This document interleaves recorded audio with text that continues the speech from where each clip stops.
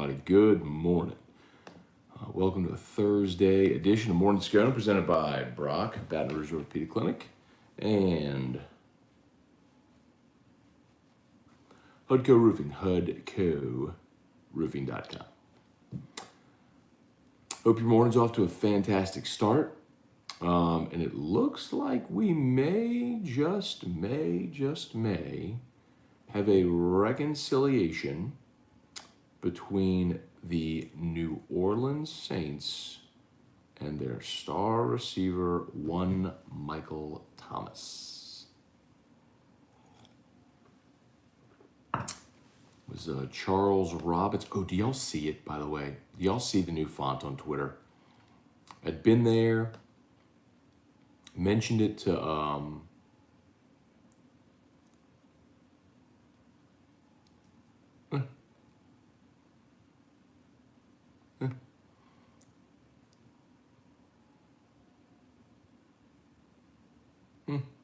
sorry.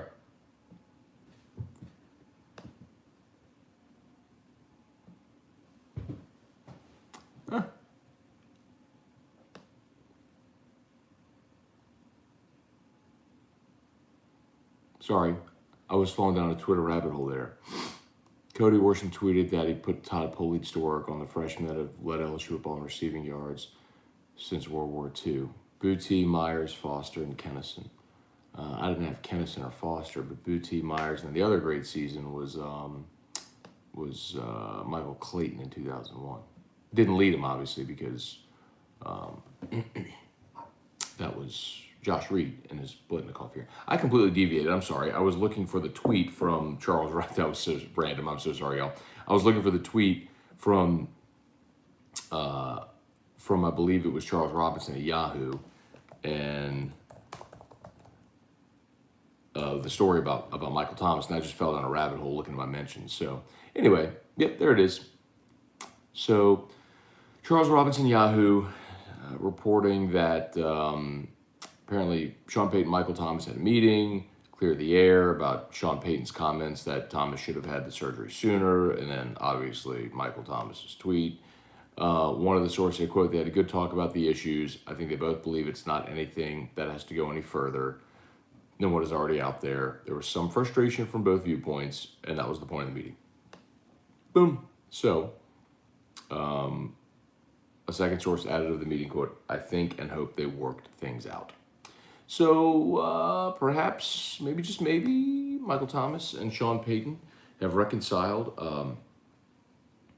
My feeling, as I've said all along, is I want Michael Thomas back. I want him in the offense. I want him to be here for another 10 years. I just thought Sean Payton was going to trade him, just given Sean's history. So I would love to be wrong on the trade thing for sure, because I'd love him to be part of the team for a long time.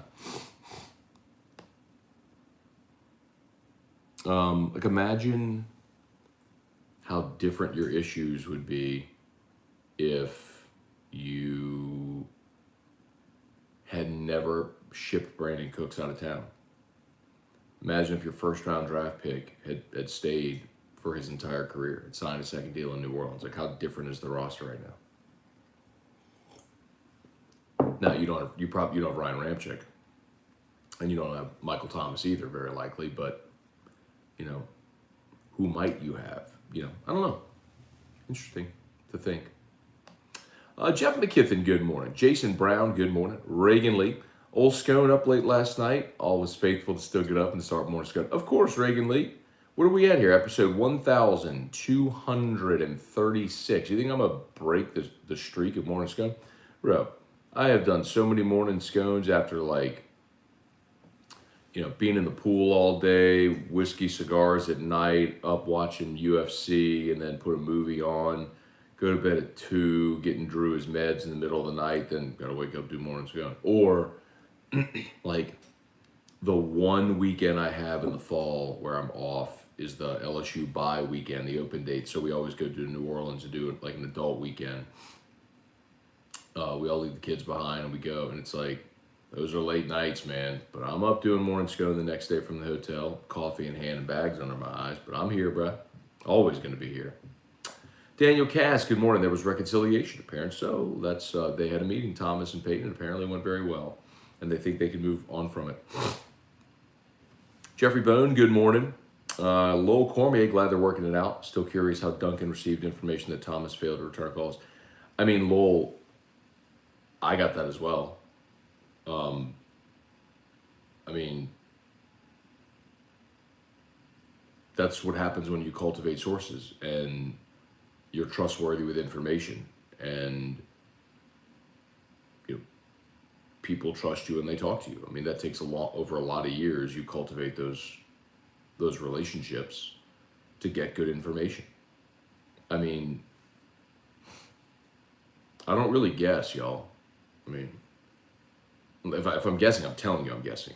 But most of the time, my opinions are rooted in things that I know. But yeah, I mean, I had that conversation that Thomas basically put everybody on Do Not Disturb for a few months. And a big part of the issue was rooted in was that he didn't have a great rapport with the doctor up in Green Bay who ultimately did his surgery. And he thought he would heal.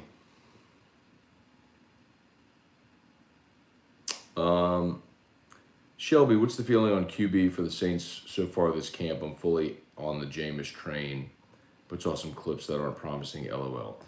Shelby, man, my thing is, and you're going to hear me say this a bunch. Pretty sure I said it on Nightcap last night. I think I said it on AFR yesterday. I'll say it a billion times between now and the start of the season.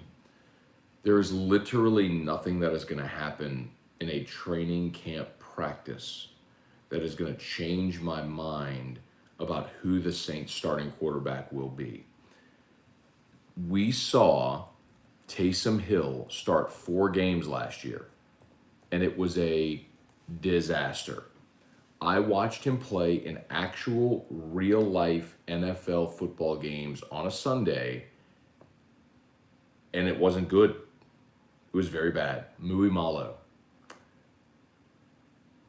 On the flip side, Jameis Winston has started 70 NFL games. He has thrown for a hair under 20,000 yards. He's got 121 touchdowns. And he has a 5,100-yard season to his credit as well.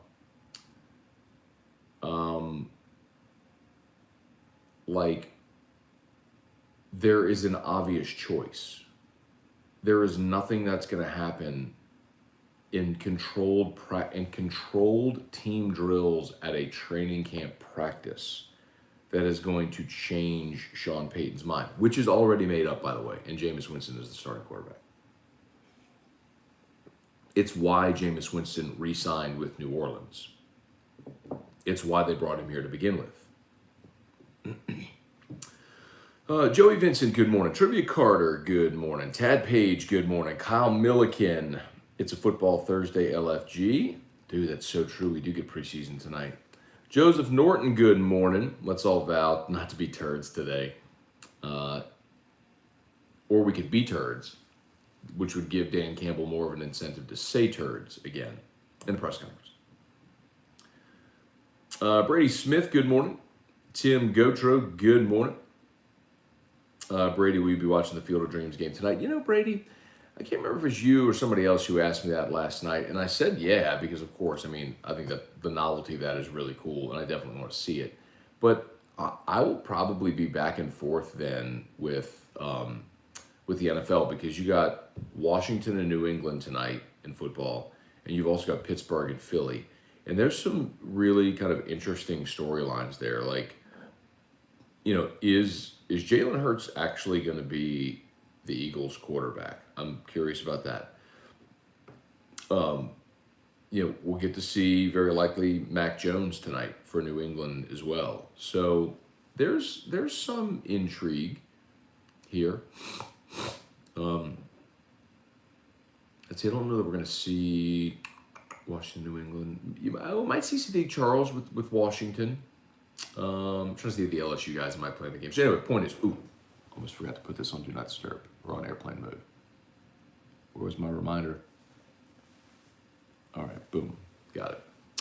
I don't want a call to come in while we did that. So, by the way, please, if you're on YouTube, smash that like button. 28 watching, 16 likes. Appreciate that so much. And if you haven't done so yet, no matter if you're here or there, please subscribe to the AFR LSU channel. The Saints channel as well, but the LSU one we're trying to grow. Hey, let me ask y'all this. What would y'all think if I did? So I'm trying to grow the AFR LSU channel. And yeah, I thought about doing something quirky like with Terrio, like where we did the head shaving. I mean, that's how we grew the initial AFR YouTube channel. Was I agreed to let him shave my head if we got to like 2,500 subscribers one day, and we did. And man of my word. But what would y'all think if instead of me doing something, I did some type of giveaway? Like if whenever we hit 5,000 subscribers or whatever, I'll give away something. I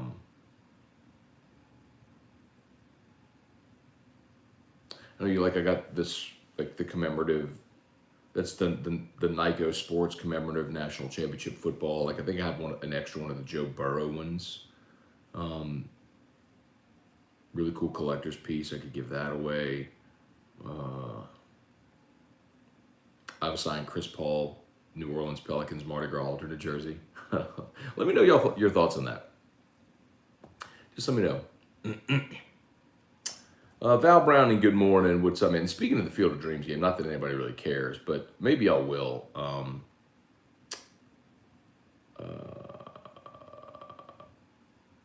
The Yankees are on a little bit of a heater of late. I'm excited about that. So they're at 63 and 51, and I don't think the Yankees are going to win anything of significance this year, and I'm bummed about it, but that's okay. 63 and 51. The Cubs, meanwhile, are 52 and 64. So I gave Mac Chiwilli, I believe, he got 17 and a half games. Let's see, what did I say? The Yankees are 51 losses. The Cubs are at 64 losses. Okay. So I'm 13 games ahead of Mac. He gets 4.5 more. I think I got him. I think this is going to go my way. Let's see. All right, trivia like the giveaway. Joseph Norton Hutko hat giveaway sounds good. Oh, thank God. Like, y'all, it has been so difficult to get more hats. It's just everything is on back order. Factories around the world are just not in rapid. It's just like everything else. Cost of goods is way up. I mean, everybody knows that. If you're trying to buy anything, like how long it takes you to get, like we were trying to order a refrigerator for the outdoor kitchen, and the one we want, they're like, we'll get it to you in September. I'm like, it was like late September. I was like, 6 to 8 weeks? Brutal. Anyway. So, but we have hats coming. They've been ordered. They're in production. They should be here soon. And once they are, then we can start slinging hats again. It's such a great promotion for Hudco. I mean, because people loved them. People would post them all over social media. Shout out to everybody that did that. And if you do have a Hudco hat and wouldn't mind making a post on social media and tagging me and Hudco, whatever, I'd really appreciate it. More importantly, I'd appreciate it. Let us come do a roof inspection at your home. Mark Allen giveaway bottle off the top shelf. They're all open. I'm not going to give away an open bottle. And besides, like, that benefits Guarantee more than benefits me. I'm not giving away a bottle. I'm not giving away my collection.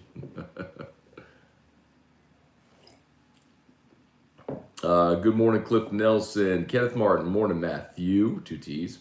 Morning, Brock. Morning, Hudco. Morning, number 15. Which Catholic High team would win the state championship if they all played against each other? Well, Geis's team never won. He said Geis or Clyde's team. The 2015 team was probably the most balanced.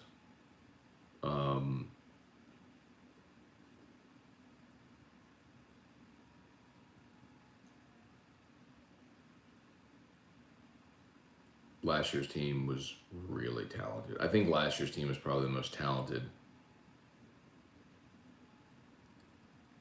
either last year or 2015. Clyde's team, one of them. But y'all, I'm telling y'all, what do y'all see this year?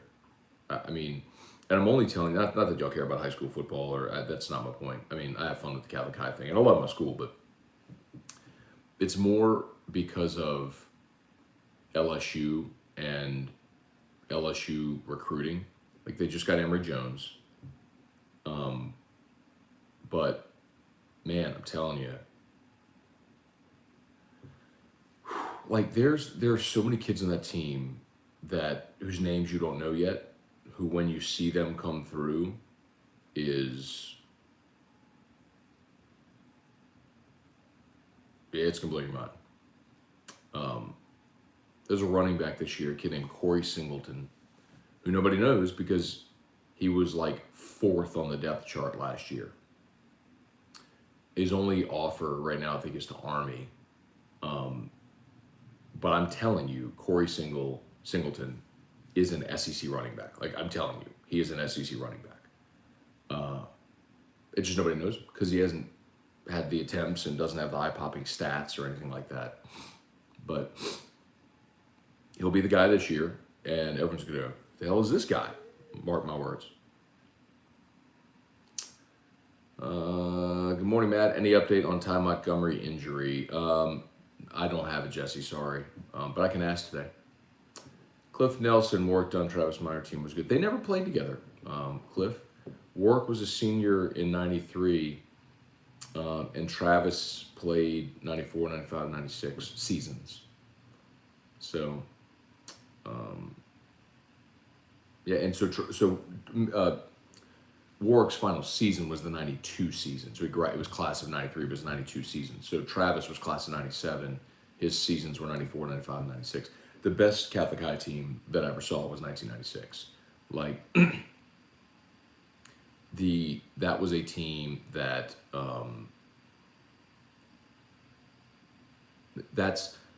obviously haven't seen every team in the history of Louisiana high school football, but that 1996 Catholic High team has to be on the short list of the best teams to not win it all. You had Major Applewhite at quarterback, who went to the University of Texas. You had Travis Minor at running back, who was the Gatorade National High School Player of the Year. Your number 2 running back was Aaron Boone, who went to Clemson. Your number 2 running your running backs went to Florida State and Clemson. Greg Brown was your receiver and a defensive back who went to the University of Texas, became an all Big 12 safety. His son, Greg Brown, just got drafted in the NBA draft. Your left tackle, Randy Richard, went to Louisiana Tech and is in their Hall of Fame. Your center was Court Merricks, who walked on at LSU. You had a defensive end named Clay Bostic, who went to Tennessee when Tennessee was good. He was on their national championship team the next year. Kendrick Shanklin went to Kentucky. He was a defensive back on that team. Brian Williams was a safety on that team who went to Air Force. Point is Julius Bessex was a linebacker who went to Grambling. Every guy on the team played major college ball. It was incredible. How that, and they lost to West Monroe 21-14. Anyway, not that y'all care. Cliff didn't mean Travis Minor, sorry. Dunn's teammate and went to LSU and ran track. Kevin Franklin. Worked on Kevin Franklin, yeah. Franklin went to LSU and then ended up transferring to finish his career at Southern, if I'm not mistaken. Let's see, Mark Vatanovich. Pelicans could possibly sign forward Myers Leonard, even though he had the off-the-court issue where he said, or that he banned it from the NBA forever. We are a country that believes in second chances, Mark. The Pels still have work to do, we know that. So they're not done. They have money to spend, and they're going to spend it. It'll be interesting to see what they do. By the way, Garrett Temple scheduled to join us today on AFR. Looking forward to that. Garrett went on vacation after the trade, and he's back now, so I'm to come on the show. Lenny Moss, good morning from a few streets over. Brandon English, win a guest spot with you in Rohan at Don Juan. Okay. Do you think people would want that?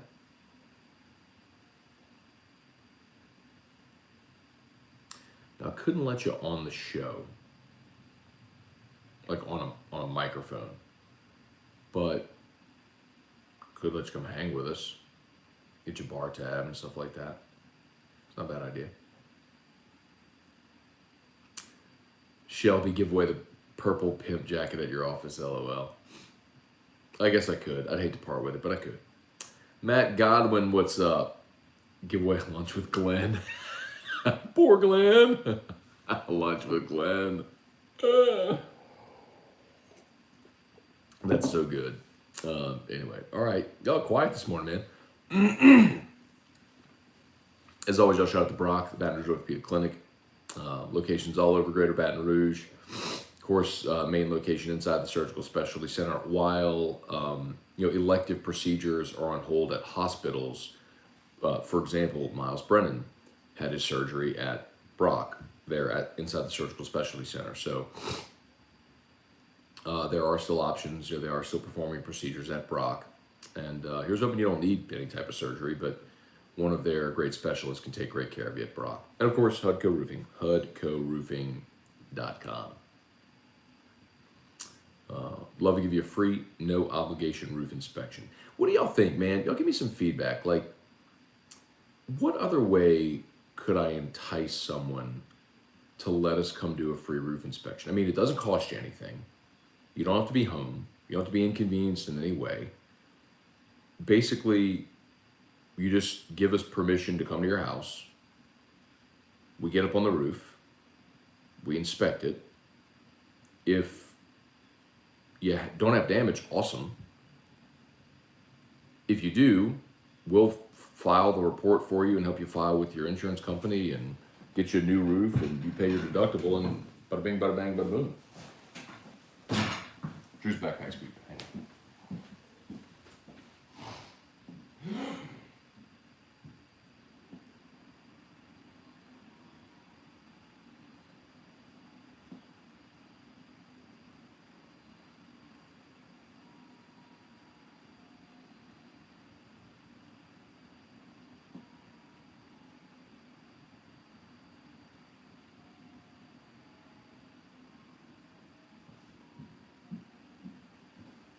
Ooh-wee.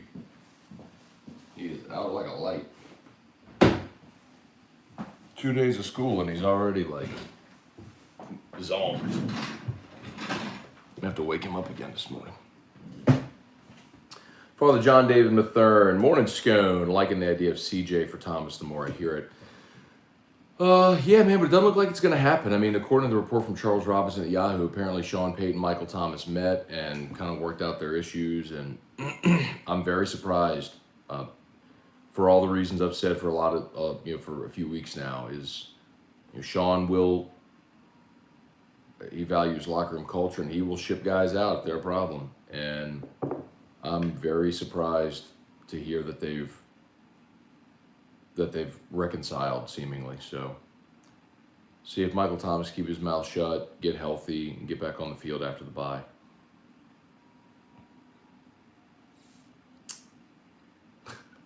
Brandon English, that's when I hang with y'all. I don't need to talk. You can come hang anyway, man. I mean, that's the great thing about doing a show like that is, y'all come out. I mean, whenever things finally started to open up, like the Florida game last year was a lot of fun.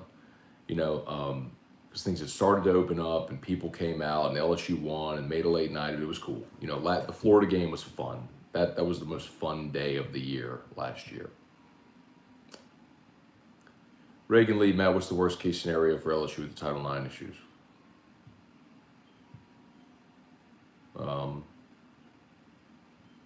Baylor.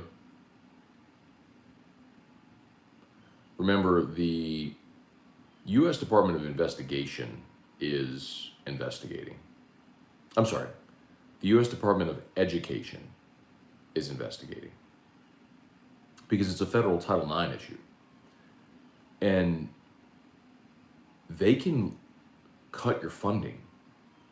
They can cut federal funding to the university if they find you in violation of federal Title IX law, which would be devastating to LSU, like the university system. And of course, there'd be punishments and trickle-down effects all the way into the football program, into the whole athletic department.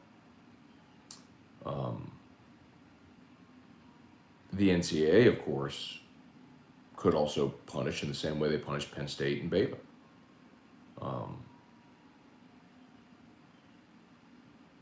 And all of those are very real possibilities. I mean, listen, I don't expect people just to sit here and like dwell on it and be like, oh my God, what, like not play a season because we're just waiting for the investigation. But like, it's also, it does interest me how sort of callously people just disregard it as if it's not a real thing or it's no big deal. It is a very big deal. Aaron Como, morning Matt, did I miss your take on Michael Thomas and the Saints talking things over? Yeah, I talked about it at the start. I think I'm very surprised, but also relieved. My take was that I wanted them to work it out with Michael Thomas. I think the way I said it is I want them to heal. I want his ankle to heal, and I want them to heal that relationship. But I didn't think it would happen because I've seen Sean Payton move on from great players who were locker room issues. If it was Brandon Cooks or Junior Gillette or Jimmy Graham or Kenny Stills, I mean, y'all know the list. So I'm surprised, but pleased. Kirk Taylor, what's up? Nightcap turned into late night with Scone. We almost went almost 2 hours on Nightcap last night. Shelby, I don't think Sean views Thomas as a locker room problem. I think it was just a spat, and both sides wanted to work it out in the end. I mean, tomato. I mean, you got to remember also, Shelby, that Thomas got in a fight on the field with C.J. Henderson last year and was suspended for it on the practice field. And by the way, that was when he re-aggravated his ankle in that fight. A lot of people don't know that either. But when he was scrapping with Chauncey Gardner-Johnson, I think I said Henderson, with Chauncey Gardner-Johnson, when Michael Thomas was scrapping with CJ is when he like misstepped and re-aggravated his ankle.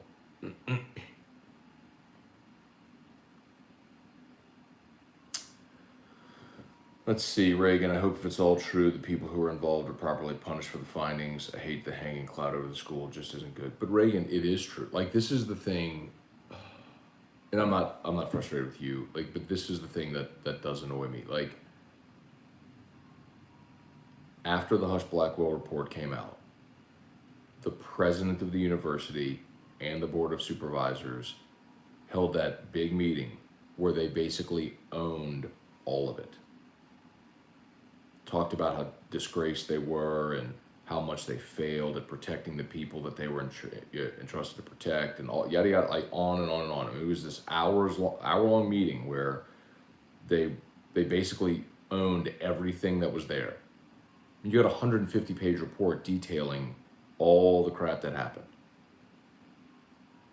and their self-punishment was to suspend 2 people for a month and to hire a new HR person. And that's when the Louisiana legislature stepped in and said, whoa, hold on. And that's when they started having hearings at the legislature. And so then LSU board members kind of went behind closed doors to legislators and said, hey, what's it going to take to get y'all to stop doing all this? And that's when they fired Taylor Porter, the law firm, and said that they were going to erase Geis's records from the book. It's like, from the books, like, is this enough? What if we do, like, just kept stair-stepping punishment? It's like, okay, so you fire the law firm that's been your law firm for 80 years, who, by the way, more will come out about, because Taylor Porter is going to defend itself against the public sham that LSU has laid at its feet. And Taylor Porter actually advised LSU many times against the course of actions it took. And there is documentation of that. I know this. And Geis has had the charges against him dropped. So you're scrubbing a guy from the record books who hasn't been convicted of anything, and you fired your law firm, which, by the way, has worked on all these cases, including the Will Wade thing, for 3 years now. And now you got to get a new law firm and catch them up to speed on crap that's 3 years old and in some cases older. They're just not smart. Like, they're stair-stepping discipline, but they keep making stupid mistakes and stupid decisions. And it's going to be worse. All right, it's 8 o'clock. I got to get rolling. Smash the like button, y'all. Please, thank you there on YouTube. If you haven't done so yet, please smash the like button.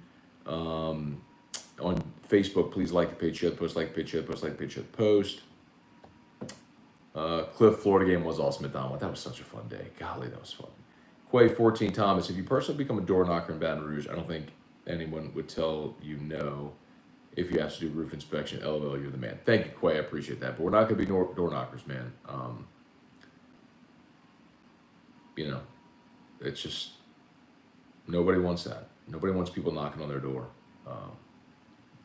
But the dirty secret about the roofing industry is that there are people that get into it because there's no barrier of entry and they know it's an insurance game. They'll go knock on 100 doors, and if one person lets them get on their roof to do an inspection and they take some pictures and file an insurance claim and the claim gets approved, boom, they cash out. That's also why there's a big insurance problem in our state. Same with like auto insurance fraud and stuff. But anyway, I'm not saying that people are defrauding insurance companies. I'm just saying that's the problem. But thank you for the kind words, Quay. Darren Bone, good morning. Cliff, surprised how well LSU football is doing in recruiting with all these allegations, because kids don't know. 17, 18-year-olds, they don't know. Father JD Mathurin, no doubt. I know. Where's our thumbs down guy? Did y'all run him off? Spurge, what's up, man? All right, y'all, I got to get rolling. I don't have a problem with people fighting, especially a leader on offense and a chippy trash talker on defense. Bring that nasty griminess to the season. I like that edge. I'm with you. It's also not something that people are super good with on the field with teammates. Shelby, does guys get another shot in the NFL? I'm going to say no, Shelby. I mean, not just because of the off-the-field reputation, but also because in 2 seasons he had 2 significant injuries. It's unfortunate, man, but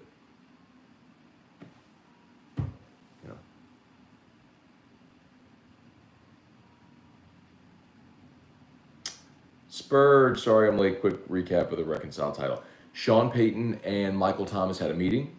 Apparently they aired their grievances. It went well, and they think they can move past their differences and get Thomas back on the field, which is encouraging. Okay, y'all, I got to go. I got to get Drew up out of bed. Got to get him off to the new St. Lillian. Y'all have an awesome day. Locked on LSU coming up later this morning. I got to go to the dentist, so got my 6-month cleaning. You should make sure you schedule your cleaning with your dentist. So I got to bring Drew, go to the dentist, then Locked on LSU. So y'all subscribe up to the Locked on LSU podcast if you haven't done so yet. Then AFR3. Peace.